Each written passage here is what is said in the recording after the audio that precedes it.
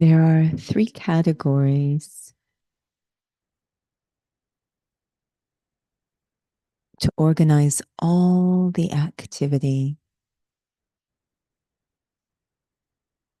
on the world stage.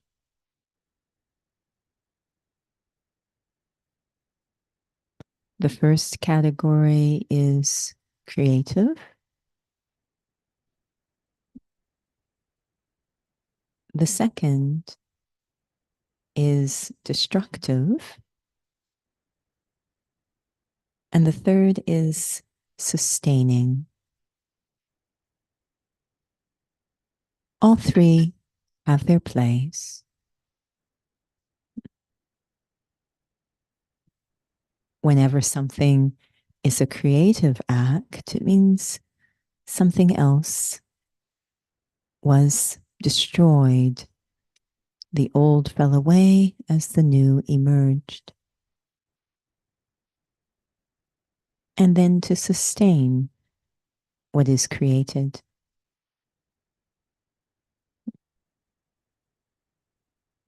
Creativity is what keeps things moving along.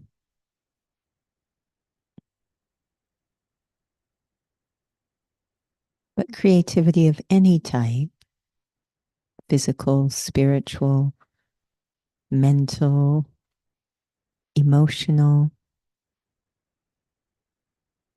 it all requires power.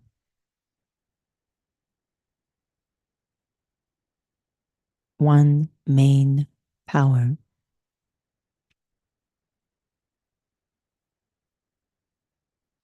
The power to let go.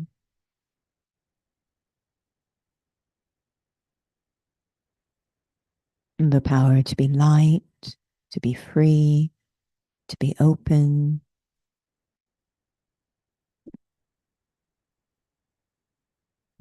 As long as I continue to hold on to the old,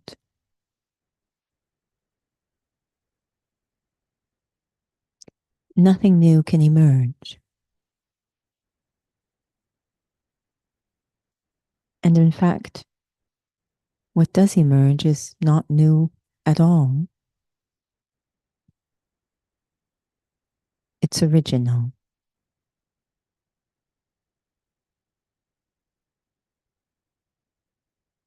That which is authentic from the beginning, original.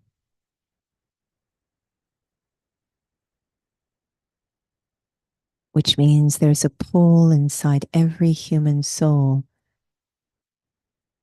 when we move so far from our original state.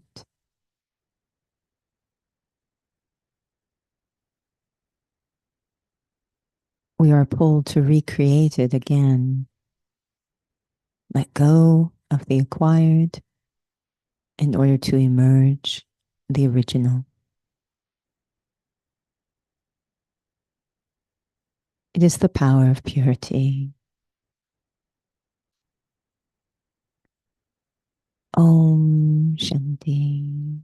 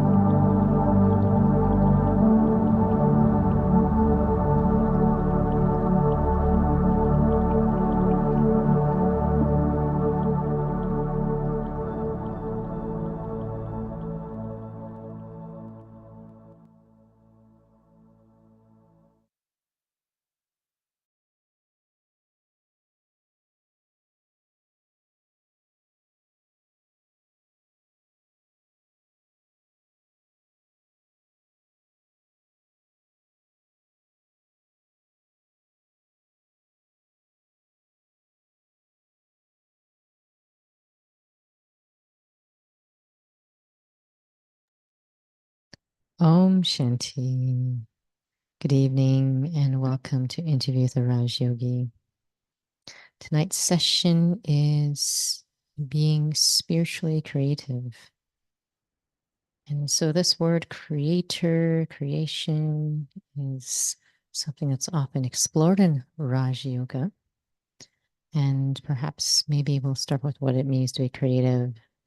And I was sharing with Sister Judy that this word creativity perhaps maybe I always had a very superficial feeling before I came into the study. And so there was some other significant things in terms of what Sister Judy has shared about this aspect of creativity in terms of spiritual realm. So we will touch upon that as well. So if you'd like to share about what it means to be creative, I think we have our ideas when it comes to something like being artistic. So Om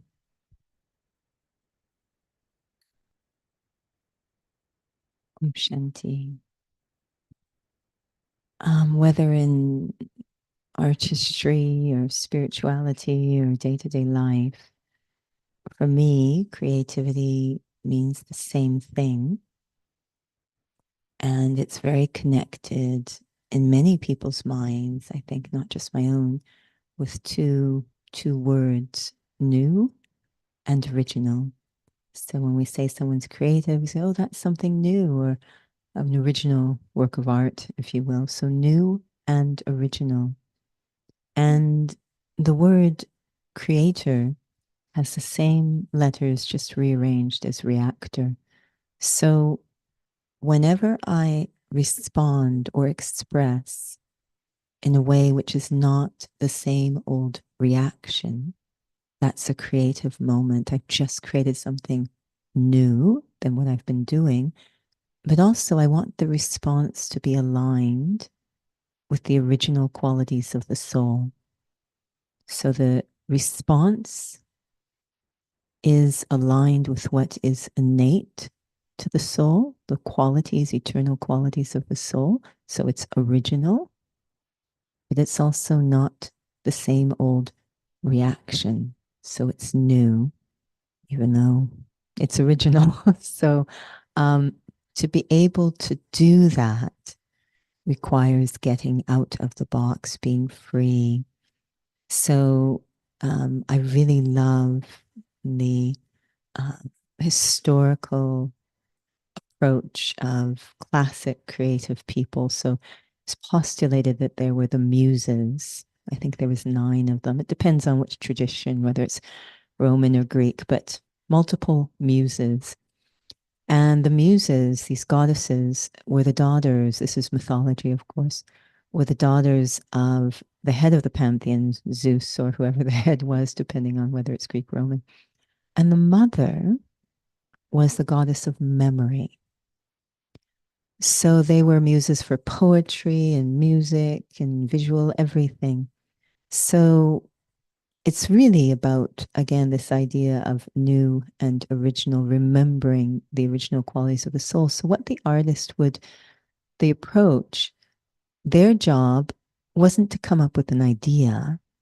Their job was to create a clean space, a worthy space for the muses to touch them with an idea. So they were very free of arrogance. It was never their own idea. So it's very pure. And that created a space for them to feel that the muses had gifted them with an inspiration. And that inspiration, of course, would be connected to the highest qualities of the soul. So that's traditionally the approach to creativity.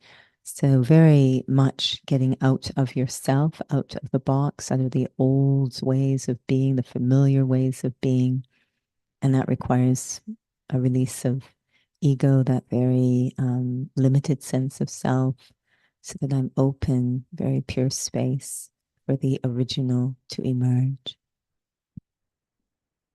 it's interesting during the commentary you mentioned that what is required is the power to let go. Now, out of all the qualities or powers, I can see why that in terms of ego, this lockdown, but for little children, would that necessarily be relevant for them, or is it for them there's no need for letting go, but it's just these true innate qualities in them? I guess when someone thinks what the greatest power is, be interesting what if we have ever thought it would be letting go. If we're thinking about, can't we just focus on what's innate within us? So the power to detach or let go is very central to what we call the power of purity. And that's very present in small children. So no, they don't need to let go. And this is why small children are enormously creative. You'll notice that they just go through the day creatively. They see an object and they use it in a creative way that we would never think of, because that purity is still emerged.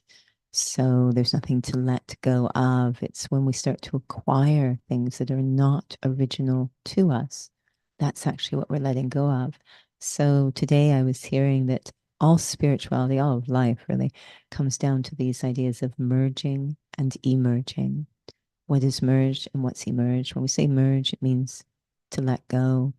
And emerge, when I let go, it creates space for the original to come to the surface. But you can't let go without something else. So when you say let go to someone, I don't know, they often like, "Well, I don't know how." I know you've shared that before, but don't I need to be holding on to something else to let go of something else? That's why I really like this story of the ancient approach to creativity. It wasn't a question of going up to the artist and saying, you've got to let go of ego or you won't be able to create. Wouldn't even know where to start. But what they had was this trust, or, they oriented themselves towards the muses and very strongly felt that's the only place that the ideas will come. They don't come from me. So they had this great, we could say, attachment or connection or relationship with the muses. And so, yes, they were attached to something that was keeping them in a detached place, very safe from ego. So in this spiritual study, we developed this relationship with God, and it was beautiful. I was listening to a revision today. It was absolutely stunning because it was really a lot on this topic, and that you could run around doing a lot of good acts and service, but if the word I is there, you've accumulated nothing. You're actually at a loss. So instead, developing this deep relationship with God or the muses or whoever as the creator. And my job is to just become a vessel that's clean enough to be an instrument. So I am attaching, or reframing is another word we use, my position in the creative process. So it's not that I'm letting go of ego. I can't directly. It's like trying to fight the darkness. Yes, I need to have experiences of the light or a different kind of reframing or relationship to fill the void. So I don't want this to be a matter of word choice or diction. So why would then be the highest level of purity be detachment or letting go if it's not, I don't know, certain alignment, or as you're saying, well, you're using the context of trust with this pure relationship with God or with truth, and or is it implied? Or is it implied? But souls can fill in the gaps, is I guess what I'm saying. When I was listening to this revision, I was reflecting on myself, because in this birth, being involved in a lot of classically considered creative endeavors with dance and design, etc., song. And when, God sort of entered the picture for myself, it was as if I actually realized it had always been this way, but there was no other options, in terms of what actually was I trying to attain. So this conversation again goes back to a familiar place, which is the essence of purity. Again, I'm letting go of ego. the essence of purity then would be self-respect. So when at the relationship with God, I could have a sober conversation with myself, and that being, say, actually, what I want is self-respect. I don't want to be recognized as a good dancer or a good artist. I have no interest. The thing cut to the chase, what I want is self-respect. And the way that approach is set up is to protect me from not getting to where I want to go. So really being clear, cut to the seed of what am I looking for? And with God, I actually have experiences of self-respect. I don't get them through connecting to the outcome of the creative act. I don't get that same experience. But if I'm an instrument, I'm getting what I want and the creation is happening. So what I get from God is a very pure experience of myself. So God focuses on creating self. So it's not that I'm, letting go and nothing's there and I'm detached, but a very pure, pure desire, we say, which is creation of the self, restoring the original state of the self. So yes, I'm very attached to that, very engaged in that creative act. So then all those other ego-based approaches to creativity, I'm protected from them while still engaging in those activities. So I'm being annoying again. So why do we say highest level of purity is detachment? If the essence really is self-respect, wouldn't that be the highest level of purity? They're all the same. They're all the same thing. It's all saying the same thing. Let go is an incomplete statement. So what we've been saying is I'm letting go of a lack of self-respect. So it's really all the same ways to describe that state. Pure means there's nothing false in the soul.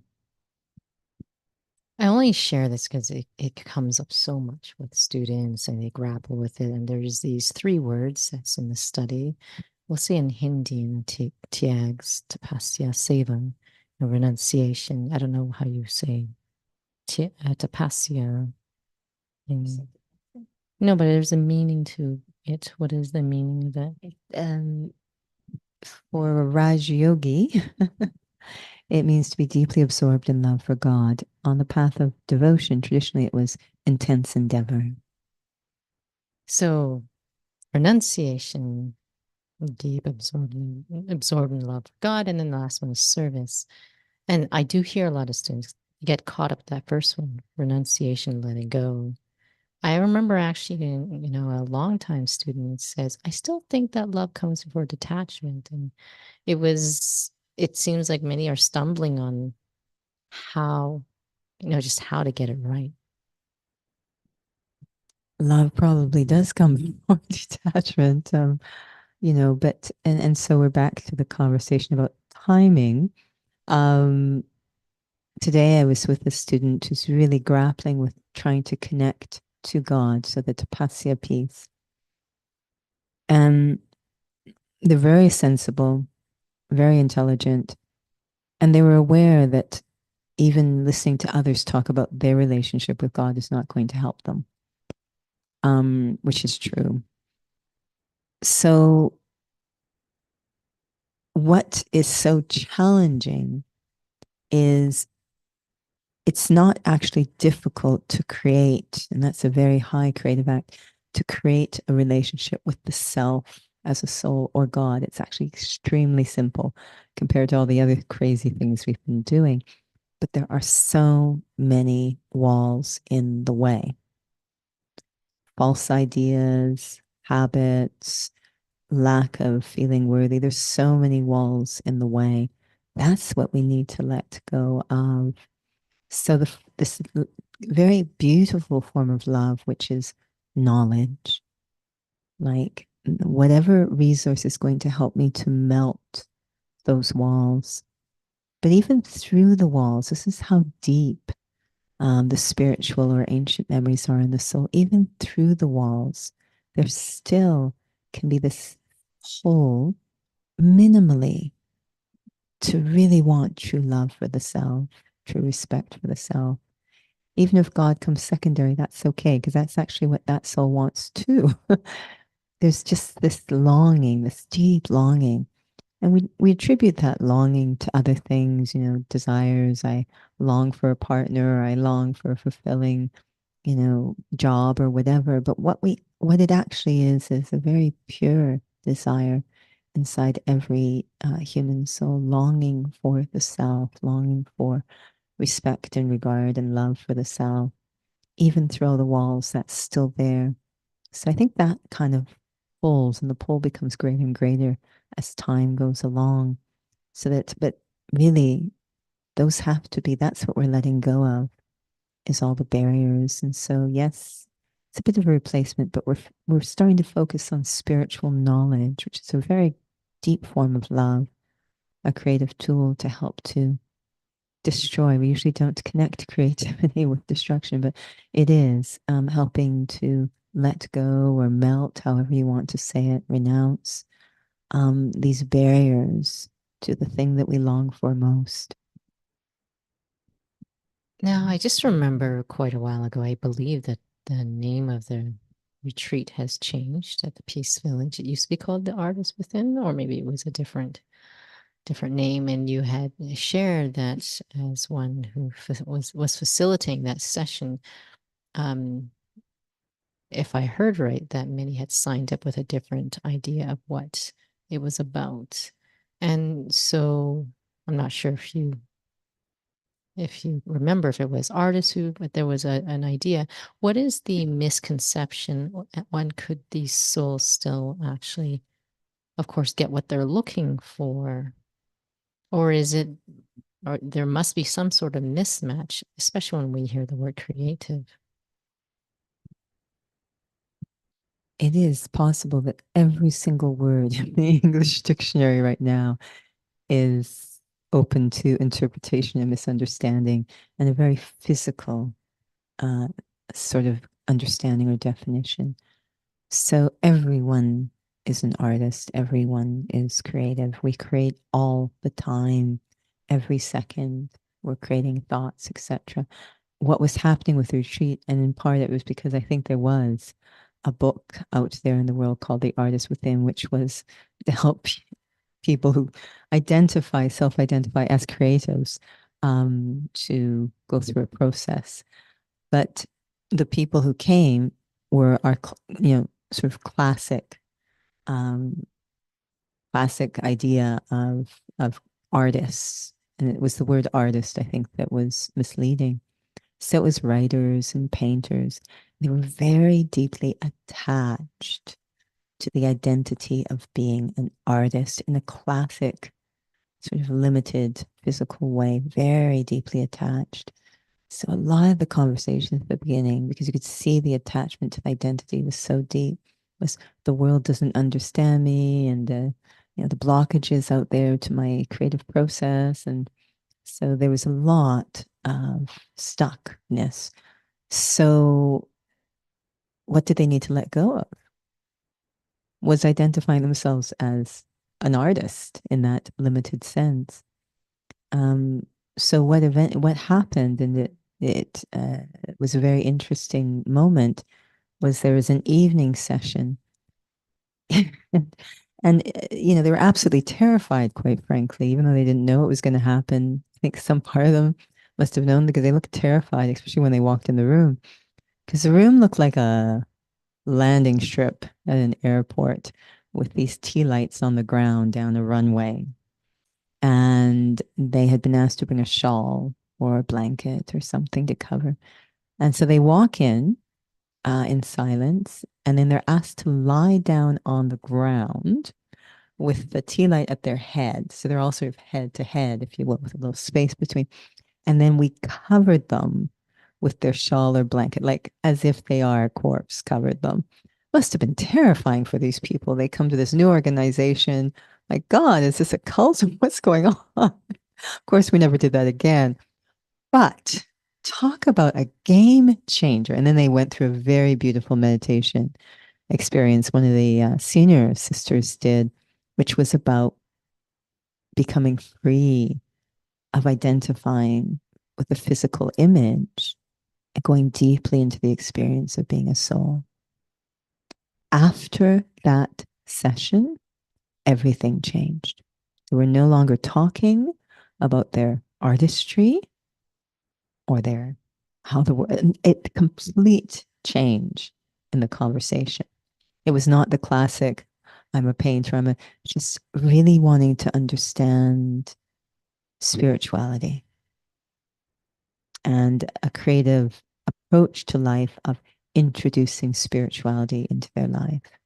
So that letting go by having a different experience, deep love for the self as a spiritual being, experiencing the value of the self as a soul, having that experience made letting go very natural. I don't know if this deviates a little bit from the topic, but this whole thing about letting go of an identity for someone who has a mental illness, how is that possible? Because there's some sort of things going on mentally speaking that I was just in a conversation with someone, they were struggling, they didn't want to behave a certain way, and you could just feel the soul, right? And so is it possible, or is it that I need more power, or maybe I have a little attachment, hoping that, that they would be able to have a different feeling about themselves?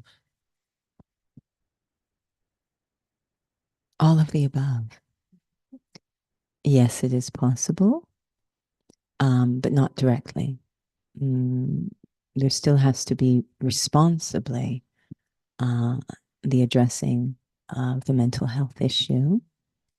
But internally, I need a lot of power so that very, very pure feelings can reach the soul.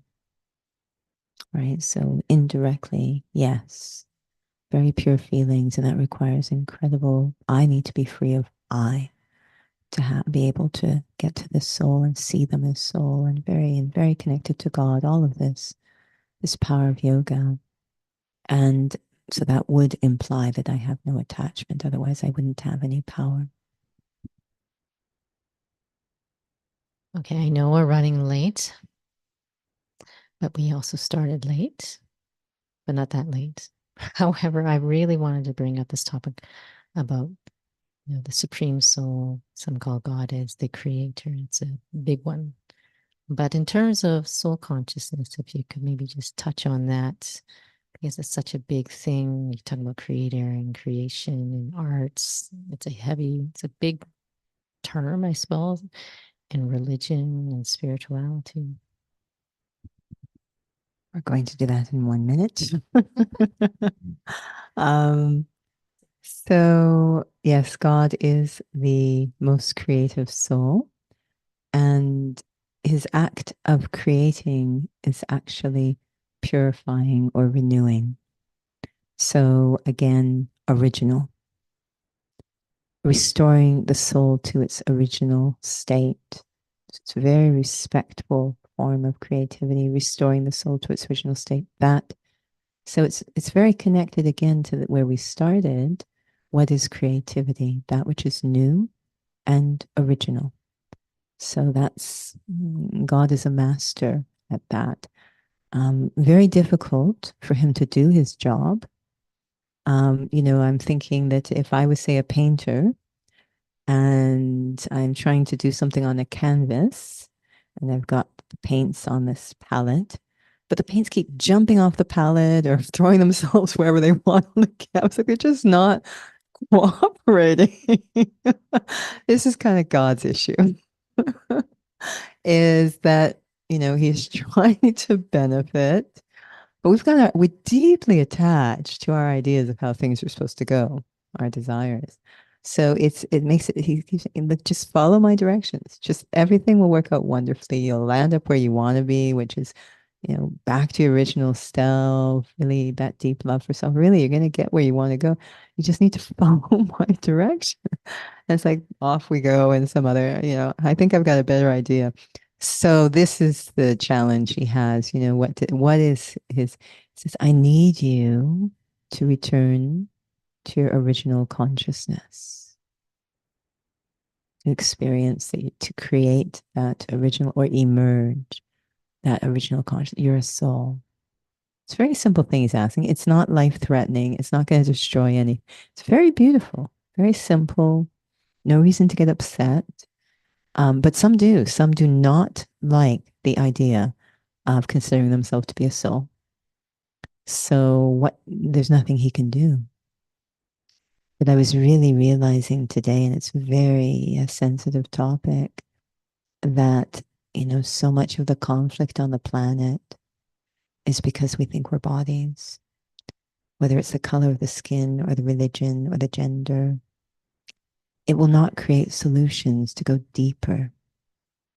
That if my sense of self-respect is built on the color of my skin, that implies two things, right? I will not always be in this skin. And it means that my value is now going to be relative. Someone else in a different colored skin is not of equal value. So there's a lot of issues in the approach that we're taking. It's not creative, really. It's not new. It's not a solution. So it's very sensitive. You can see he's really got a lot of work ahead of him. But he seems very light about the whole thing. That was very good for a couple of minutes. I think I've got some more stuff. No, I don't think so. But I found that very illuminating of what original means. So, and I would like to say this would continue next week. However, some of us, both of us, are actually flying off to India to the spiritual headquarters. And so we will actually send a note to through the email that we will be just having experience for the next few weeks.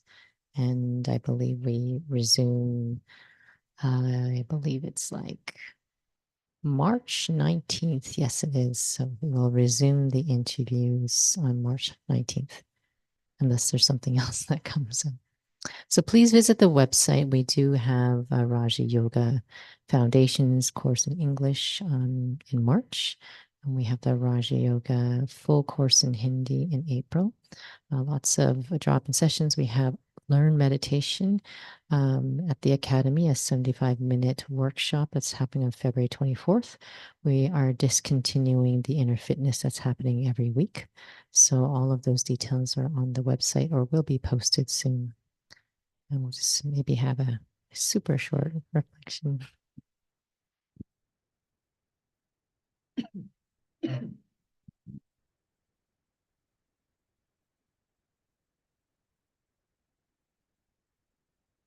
At the deepest level, we are all creators. And just as physically an artist has paint and brushes and different tools, the materials with which I create are my thoughts and feelings and attitudes and memories.